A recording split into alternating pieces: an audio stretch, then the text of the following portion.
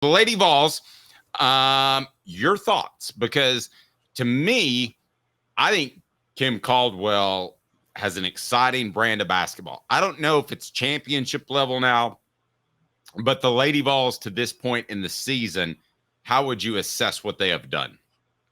The Lady Vols, last night they beat Florida State 79-77. They're now 6-0. All 6 of their games have been at home. Florida State's an 8-2 team. Florida State's a good team, like NCAA tournament, first, second round type team. They run tempo like the Lady Vols.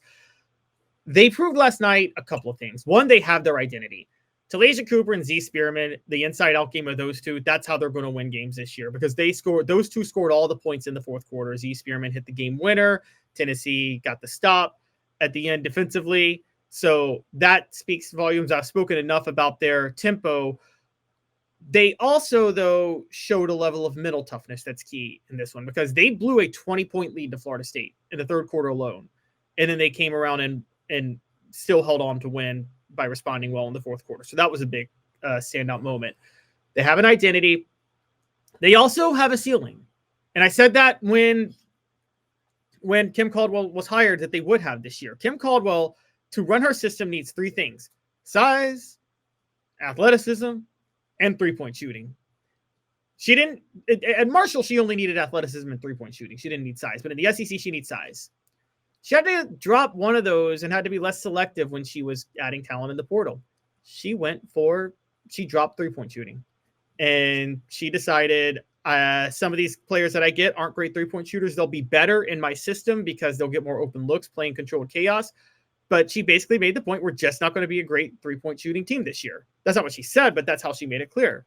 That showed last night. They were 9 of 35 from 3. They were 2 of 7 from the free throw line. This is their ceiling. This is why they're not going to be a Final Four caliber team this year.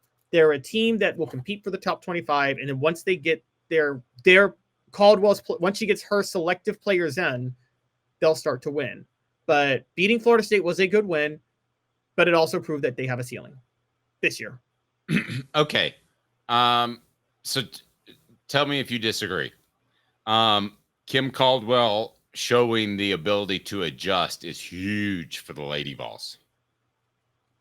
It is huge. And I don't know if you're going to see that from her this year because, again, she's limited. She's going to have to rely on the athleticism. But the question will become, it's funny you bring that up because what happened with Bruce Pearl? I've always considered Kim Caldwell similar to Bruce Pearl, not in the cheerleading aspect the way Bruce Pearl was, because Kim Caldwell doesn't have to be a cheerleader for the Lady Vols. They already have a fan base, unlike what the men did when Bruce Pearl took over. But it was just all tempo all the time his first year at Tennessee, right, Dave? You were there. It was just controlled chaos. Eventually, teams adjusted. Bruce Pearl had to recruit differently. He kind of proved that, okay, he can develop half-court sets out of his flex offense. He can draw up inbounds plays, things like that. And it wasn't just playing controlled chaos. We're not going to see whether or not Kim Caldwell can transition like that this year. We're just not. She doesn't have the roster to do it.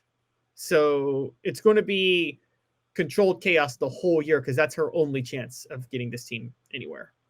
Okay, so what would have happened with Kelly Harper in charge last night? Well, with this team, they definitely would have lost. Now, I don't know what last year's team would have done. Last year's team did lose to Florida State, to be fair. But, they would put it this way. I don't know if Kelly Harper's team blows a 20-point lead like that because they would control the clock. They don't play controlled chaos the way Kim Caldwell does. And Kelly Harper did like to use her did like to rely a lot more on size under the basket, more of a post game. So they still might have won in a different way. But I will say this, mentally, I think they would have melted down had they blown a 20-point lead. I don't think they would have been able to handle it. You mentioned it. Here's my biggest concern is size. I mean, do they have enough size they're going to make the NCAA tournament. I mean, there's no question about that. But do they have enough size to keep people honest to be able to defend in the post? That's my concern. Oh, yeah. They have the size. The only question is if they have the three-point shooting because they're going to have Kim Caldwell went for the size in the transfer portal and she went for the athleticism. She did not go for the three-point shooting. So, Dave, you're going to see some nights people are going to get frustrated because there will be a lot of open looks and Tennessee will just brick them because – and you're going to be very upset with the lack of proper shooting. Kim Caldwell was limited on who she could get in the transfer portal, guys. This is it. I'm sorry. She couldn't sit there and just get a John Calipari type recruiting class in 1 year and take it over at Tennessee. So she had to be selective she had to sacrifice something in the transfer portal. She's banking that on Tennessee winning and being able to win enough games with its size and athleticism this year. And then in the offseason with her recruiting, the shooting is going to come. She's got a really good recruiting class. Everybody she assigned is an elite shooter that's coming in. Okay. But in all fairness, you talk about a ceiling. Is the ceiling basically just because of shooting, because they just don't have the shooters, or is it because of lack of depth of talent? It's because they don't have the shooters. They don't have enough shooters. And when I say ceiling, Tennessee could have a game where they shoot like 45, 50% from three. That'll happen, but they can't do it in 6 games to go win the NCAA tournament. That's just impossible. Okay, can I make an odd comparison? How many players that were on the Tennessee's 2021 football team could have started for this year's football team? Actually, quite a few. Hendon Hooker, because some of them are still there. Hendon Hooker, Cooper Mace. Let's see. Cedric Tillman, Bayless Jones. I mean, you might argue that most of the offense could start for this year's offense. Okay, well, then totally bad argument by me. Defense, different story, but right. Okay, well, let's say defense, because she's basing her entire program building is based on offense, right? Correct. On defense, Alante Taylor is the only player in the secondary that could start on this year's team. And by the way, only player, period. Yeah, neither of the linebackers would be able to start. I think Matthew Butler on the defensive line might be able to start, and Byron Young, Matthew Butler, Byron Young, Alante Taylor, those 3. Okay, here's why I wanted to make this comparison, because what did that team do? It played hard all year for Josh Heupel, did they not? Mm-hmm. Okay, so right now, you have a bunch of young ladies who probably know, especially if they're upperclassmen, they're not going to be a part of the glory days. But they have an opportunity to build for the glory days for the University of Tennessee. Caleb, I would argue that the sign of a great coach is when players play hard for you. And players play hard for Kim Caldwell. And to me, that's the most impressive thing that I've seen. I don't care if they shoot 15 air balls a game. I don't care if they can't defend in the post. I don't care, whatever. But you talk about playing hard and hustling. My goodness, that's this crew.